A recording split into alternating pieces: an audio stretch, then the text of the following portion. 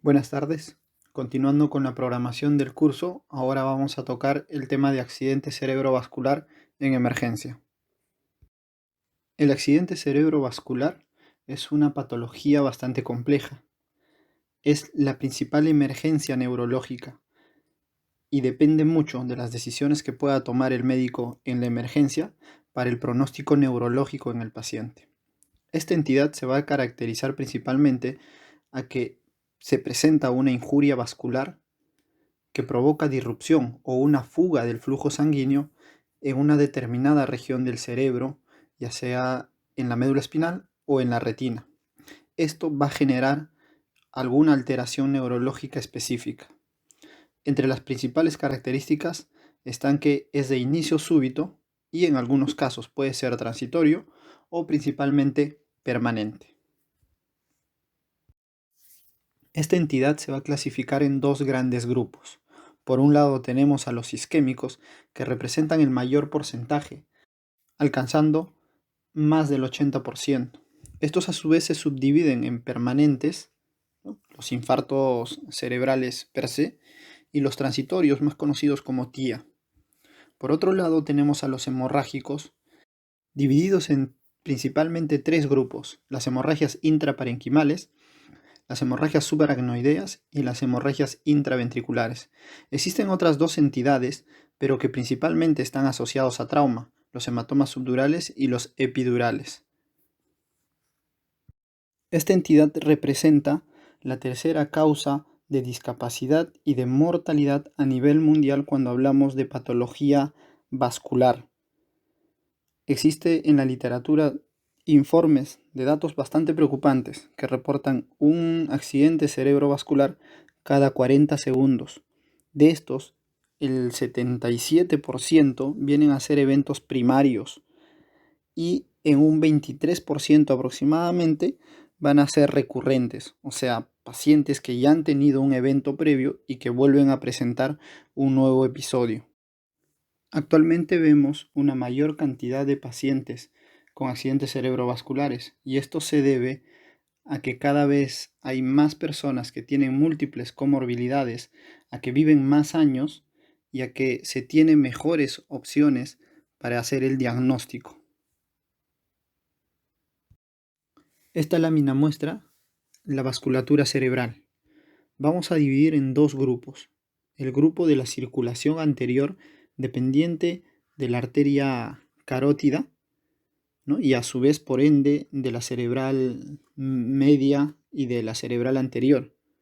Y tenemos el otro grupo que es la circulación posterior, que va a depender básicamente de las vertebrales y de la basilar.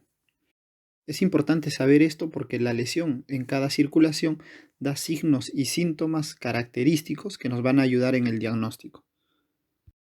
El vaso más común afectado tanto en infartos como en hemorragias viene a ser la arteria cerebral media.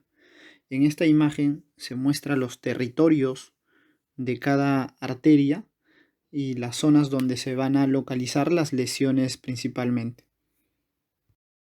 Como mencionamos antes, en el accidente cerebrovascular hay una injuria vascular que va a producir un daño a nivel de una zona específica del cerebro. Este daño puede ser definitivo, ¿no?, y se va a conocer como la zona del núcleo del daño.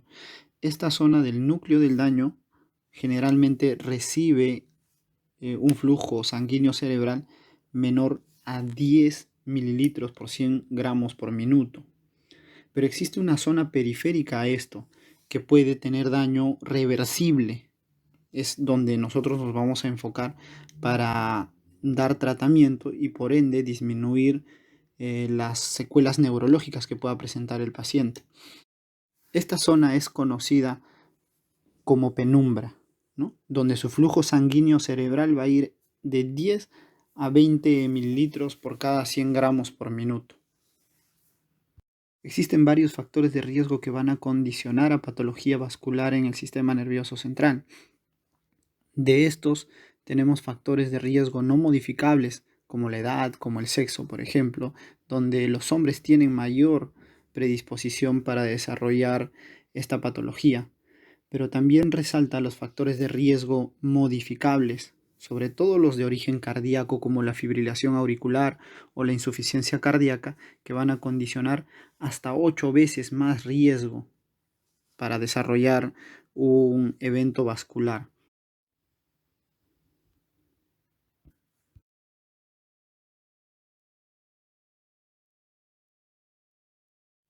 El infarto cerebral es la disrupción brusca y que de no tener tratamiento se hace permanente del flujo sanguíneo a nivel cerebral, en la médula espinal o en la retina. Hay una clasificación un tanto antigua, es la clasificación TOAS, que salió en el año 93, que me habla básicamente de 5 grandes grupos, principalmente orientados a la etiología. El primero es la ateroesclerosis de grandes arterias, el cardioembólico, la oclusión de pequeño vaso, los que tienen alguna otra etiología determinada y un grupo menor que es de etiología indeterminada o los que son conocidos como criptogénicos. Tenemos que tener en cuenta aquí principalmente a los dos grandes grupos, ¿ok? Los cardioembólicos y los aterotrombóticos. Los cardioembólicos principalmente de origen cardíaco, pero pueden ser también de origen vascular, ¿no? Y los aterotrombóticos que se produce por lesión en el mismo vaso donde se va a presentar la obstrucción. Existe alto riesgo de recurrencia del infarto cerebral y esto va a depender principalmente a la etiología, ¿no? o generalmente al vaso en el que se presentó. Vemos que la recurrencia a los 30 días se da principalmente en las lesiones de grandes vasos, ¿no? Y la recurrencia a los 5 años casi se iguala dentro de los que fueron de origen de grandes vasos, cardioembólicos, lacunares o de otra etiología. Sirve un poco para predecir cómo va a ser el curso de la enfermedad, ¿no? Y estar preparados para futuros eventos y sobre todo para hacer prevención secundaria. La historia clínica es una de las piedras fundamentales para el diagnóstico de esta enfermedad. Y es que tenemos que tener en cuenta sobre todo los antecedentes y el motivo por el que está ingresando el paciente. Dentro de los antecedentes tendremos que examinar las comorbilidades que tiene el paciente y los factores de riesgo para desarrollar un accidente cerebrovascular y también determinar el estado basal. Es importante eso porque podríamos confundir las secuelas de un evento previo con un déficit motor agudo nuevo en este paciente. Dentro del motivo de ingreso, siempre tenemos que definir bien el tiempo en el que inició los síntomas. Y si no se tiene un tiempo específico, tendremos que considerar la última vez que fue visto el paciente de manera normal. También tenemos que determinar si los síntomas son permanentes hasta la llegada del paciente o se fueron resolviendo. Y sobre todo pensar y preguntar, ¿no? Si el paciente ha presentado dolor, porque esto nos va a asociar sobre todo a los eventos hemorrágicos, ¿no? Descartándonos el infarto cerebral, o en todo caso, en una menor proporción, aproximarnos al diagnóstico de un infarto cerebral cardioembólico, que en algunos casos puede presentar cefalea. En el abordaje inicial del paciente con sospecha de infarto cerebral, lo primero que tenemos que tener en cuenta es el ABC. Muchas veces estos pacientes llegan con algún grado de alteración del estado de conciencia y eso puede comprometer algunos reflejos protectores de la vía aérea y por lo tanto tenemos que siempre estar pendiente de que tenga una vía aérea permeable y que ventile de manera adecuada. Una vez que podamos identificar el déficit motor agudo, lo que queda es un examen neurológico focalizado, ¿ok? Un examen neurológico focalizado a través de una escala, que es la escala NIS, ¿no? Esta escala desarrollada ya hace bastante tiempo, que va de 0 a 42, debido a que tiene 14 parámetros para poder evaluar en el paciente. Mientras mayor sea el índice NIS, hay más daño neurológico, es mayor el tamaño del infarto y por ende peor el pronóstico. A tener en cuenta de que principalmente el NIS está desarrollado para los infartos que se originan en la circulación anterior, sobre todo en la arteria cerebral media izquierda. Pero eso no quiere decir que no sirva para las lesiones que puedan estar al lado derecho. También la podemos emplear. Es difícil poder recordar todos estos parámetros que implica el NIS, pero tenemos aplicaciones como el MD-Calc que lo podemos utilizar desde la computadora o desde el celular, que nos van a ayudar bastante en la evaluación del paciente. Existe también una página de suscripción gratuita y en español que nos ayuda a certificarnos en la evaluación del NIS.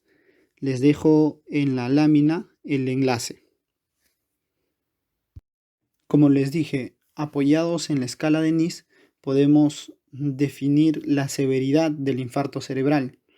Tener en cuenta, según este cuadro, que los infartos leves van a ser aquellos que tienen un NIS de menos de 5 y los infartos severos y por ende peor pronóstico y mayor daño cerebral, los que tienen un NIS de más de 21. Alguna literatura considera un NIS de más de 25 incluso. Para llegar al diagnóstico es necesario un estudio de neuroimágenes, sobre todo para tener evidencia de que no estamos frente a una hemorragia cerebral. Lo mínimo que tenemos que tener es una tomografía cerebral. Esta puede ser sin contraste, es más, al inicio tiene que ser sí o sí sin contraste, ¿ok? Si hay duda en el diagnóstico, podemos utilizar imágenes de resonancia magnética, un poco más difíciles de poder obtener debido a que no todas las emergencias tienen disponibilidad de este estudio. Y posteriormente, de acuerdo a cómo sea el caso, se pueden utilizar estudios de angiotomografía e incluso tomografía por perfusión. Cuando tenemos una tomografía cerebral sin contraste, tenemos que buscar básicamente si hay hemorragia. Si no hay hemorragia, tendremos que buscar algunos signos tempranos de infarto cerebral, ¿ok? Como pérdida de la diferenciación de la sustancia gris con la sustancia blanca, borramiento de algunos círculos y el clásico signo del cordón, ¿no? Que es una hiperdensidad de la arteria cerebral media, sea derecha o sea izquierda, como se muestra en la imagen que adjunto en la diapositiva. También tenemos que obtener algunos exámenes de laboratorio, sobre todo la glucosa y el perfil de coagulación. Hay que tener en cuenta que la hipoglicemia suele asociarse en algunos casos a déficit motor agudo, ¿ok? Y el perfil de coagulación, porque si vamos a dar tratamiento a este paciente, tenemos que saber si hay riesgo de que pueda tener algún sangrado asociado a la terapéutica, ¿no? En esta diapositiva les pongo imágenes de algunos signos tempranos de infarto cerebral vistos por tomografía. Están señalados por las flechas. De izquierda a derecha, en la parte superior, la primera y la segunda muestran borramiento de los surcos a nivel de la corteza.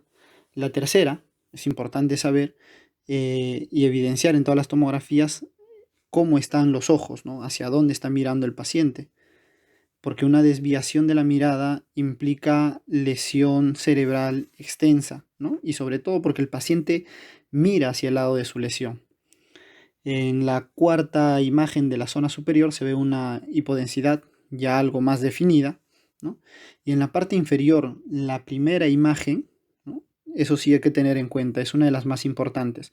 Vamos a observar una hipodensidad a nivel insular, ¿no? La ínsula es bastante sensible a los cambios en el flujo sanguíneo cerebral y por lo tanto va a presentar signos tempranos de infarto. La segunda y la tercera imagen de la parte inferior muestran hiperdensidad de la arteria, ¿no? En una vemos la hiperdensidad de la arteria basilar y en la otra, a nivel del valle silviano, la hiperdensidad de la arteria cerebral media derecha en su segmento M2. El score de Aspects es un sistema estandarizado para interpretar las tomografías cerebrales. Dividimos a nivel de 2 cortes en 10 regiones y vamos sustrayendo un número a cada región donde se encuentre alguna alteración que me haga pensar en un infarto cerebral. Teniendo un total de 10 puntos, un aspecto menor o igual a 7 me habla de alto riesgo de sangrado y un pobre pronóstico a los 3 meses. Este score ha demostrado bastante sensibilidad en el diagnóstico y sobre todo no hay necesidad de un entrenamiento especial ¿no? Solo con saber los signos tempranos e identificar cada uno de los segmentos, como se puede observar en en la imagen que se adjunta en la diapositiva. Hay otros estudios de neuroimágenes que nos ayudan en el diagnóstico y para el tratamiento de los pacientes con infarto cerebral. Por ejemplo, la angiotomografía, que se puede ver en en la primera imagen superior izquierda. Esta angiotomografía nos ayuda sobre todo para determinar la presencia de colaterales distales al nivel de obstrucción. Se habla de que mientras tenga el paciente mejores colaterales, hay mejor recuperación posterior al tratamiento. También tenemos la resonancia magnética, que nos ayuda en aquellos casos donde la tomografía no es concluyente. Y en los últimos años se ha desarrollado la tomografía con perfusión, que nos identifica los flujos a nivel cerebral y con esto poder definir la zona de infarto y la zona de penumbra. Si el paciente tiene una zona de penumbra considerable, podríamos dar tratamiento con trombólisis o trombectomía. Esta imagen considero una de las mejores imágenes para entender y para hacer el diagnóstico del infarto cerebral. La encontré hace un tiempo en el Twitter, fue bastante famosa y creo que deberíamos de guardarla todos en nuestro celular porque nos ayuda a identificar el tipo de lesión que tiene el paciente, la localización y el vaso que está comprometido. Y no tenemos que olvidarnos de los infartos de fosa posterior, dependientes de la circulación posterior. Estos habitualmente en la emergencia no son diagnosticados o son diagnosticados después de múltiples ingresos de manera ya tardía, debido a que se presentan principalmente con signos que no generan déficit motor, ¿no? Son pacientes que vienen con vértigo a la emergencia, pero también pueden presentar otros síntomas como diplopia, pueden presentar signos como debilidad facial, dismetría, ataxia, ¿no? Es importante tener en cuenta, mientras más alto sea nuestro grado de sospecha, vamos a dar con el diagnóstico de manera más temprana. Hay muchas enfermedades que pueden simular un infarto cerebral. Lo primero que tenemos que tener en cuenta es las hipoglicemias. Es por eso que es recomendable que todo paciente con déficit motor que ingresa a la emergencia, una de las primeras cosas que se tiene que hacer es tomarle la glucosa. Con un hemoglucotés es suficiente. Pero otras entidades también deben ser consideradas, como por ejemplo el posictal después de una convulsión. Hay muchos pacientes que quedan con un déficit motor transitorio, ¿no? El síncope, las meningitis, la migraña complicada, muchas veces genera también déficit motor transitorio, ¿no? Que se van a ir recuperando en las siguientes horas. Los abscesos cerebrales, las hemorragias también van a simular un infarto cerebral, entre las principales. Existe una serie de objetivos que tenemos que tener en cuenta cuando enfrentamos a un paciente con un infarto cerebral, sobre todo para garantizar un tiempo óptimo de administración de medicamentos que pueden revertir el estado del paciente, ¿no? Se recomienda que el paciente pueda tener una tomografía cerebral dentro de los primeros 25 minutos y que ésta debería ser interpretada incluso antes de los 45 minutos de su llegada al hospital. El tratamiento debería de iniciarse en la primera hora, mientras más pronto mejor, ¿no? Y la admisión a una unidad de stroke debería de ser a las 3 horas, o sea, sobre todo post-trombólisis. Donde se desarrolla el tratamiento de estos pacientes debería desarrollarse en un ambiente bajo estricta monitorización cardíaca, neurológica, con personal especializado. En cuanto al tratamiento del infarto cerebral en la emergencia, la piedra angular es el uso de medicamentos o procedimientos que puedan revertir la obstrucción a nivel vascular. Desde los años 90 hay múltiples estudios que han determinado que el uso de alteplasa, que es una forma recombinante del activador tisular de plasminógeno, tiene adecuado efecto en la disolución del coágulo que pueda obstruir la vasculatura cerebral. Este es el único medicamento autorizado por la FDA y la que recomiendan las guías clínicas. Se debe administrar a una dosis de 0,9 miligramos por kilo de peso, con un máximo de 90 miligramos. El 10% de la dosis calculada se debe de administrar en bolo de manera inicial y el 90% de la dosis, o sea, lo que queda, el restante, se debe administrar en una infusión para 1 hora. Pero para la administración de este medicamento existen varios criterios de exclusión. Todos van a relacionarse con el alto riesgo que pueda tener el paciente para sangrado mayor, sea cerebral o gastrointestinal o en alguna zona que no se pueda comprimir. Principalmente si el paciente ha tenido algún trauma severo o un infarto cerebral, se considera de alto riesgo y con criterio de exclusión si estos eventos han sucedido en los 3 meses previos al episodio actual. En la diapositiva se citan una parte de los criterios de exclusión para trombólisis. La trombólisis endovenosa se debe administrar al paciente siempre y cuando éste esté dentro de las primeras 3 horas a partir del inicio de los síntomas. Este tiempo se puede extender hasta las 4 horas y media, pero teniendo en cuenta algunos criterios que van a excluir a un determinado grupo de pacientes. No debemos administrar trombólisis endovenosa a los pacientes que se encuentren entre las 3 y 4 horas y media y sean mayores de 80 años, tengan diabetes, tengan un infarto cerebral previo sin importar el tiempo, tengan un NIS elevado mayor a 25, que sean usuarios de anticoagulantes orales o que haya una evidencia de un infarto cerebral extenso, ¿no?, que comprometa más de 1/3 del territorio de la arteria cerebral media. No hay recomendación para trombolizar a pacientes que estén fuera de este tiempo. Hace un tiempo ha salido un estudio, el estudio Extent, que bajo ciertos criterios realizados con tomografía por perfusión, se podría extender este tiempo hasta las 9 horas, o sea, trombolizar a los pacientes en las primeras 9 horas, pero todavía es un estudio, no hay nada en relación a esto como recomendación científica. En cuanto a otros medicamentos, tenemos el tenecteplasa, que hay muchos estudios también que han determinado que podría ir bien, ¿no?, sin mayor riesgo de sangrado, pero la FDA todavía no la ha autorizado. Otra opción terapéutica que tenemos es la trombectomía endovascular. Este procedimiento es realizado por radiólogos intervencionistas, por neurocirujanos o por neurólogos intervencionistas. Consiste en realizar una aspiración con un catéter a nivel endovascular localizando la arteria obstruida.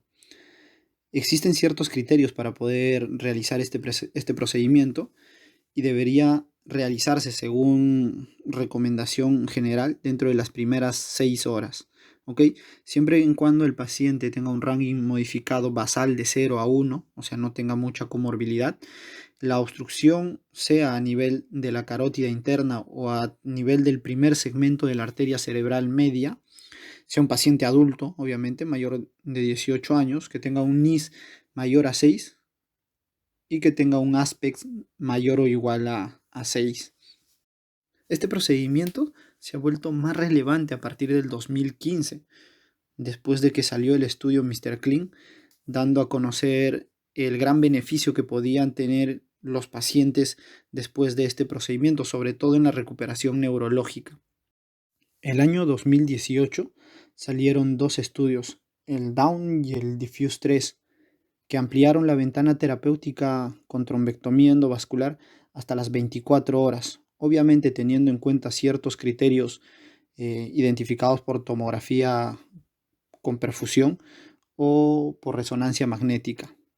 Se ha evidenciado una significativa mejoría del pronóstico neurológico en estos pacientes.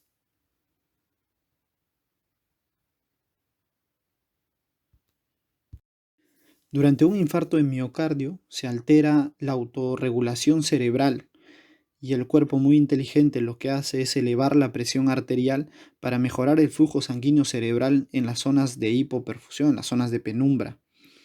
Es por eso que el paciente puede llegar a la emergencia con presiones significativamente elevadas.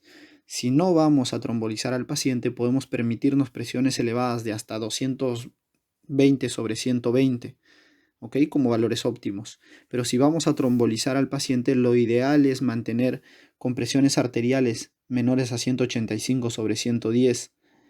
A esto podríamos llegar utilizando labetalol, nicardipino, hidralazina o enalaprilato.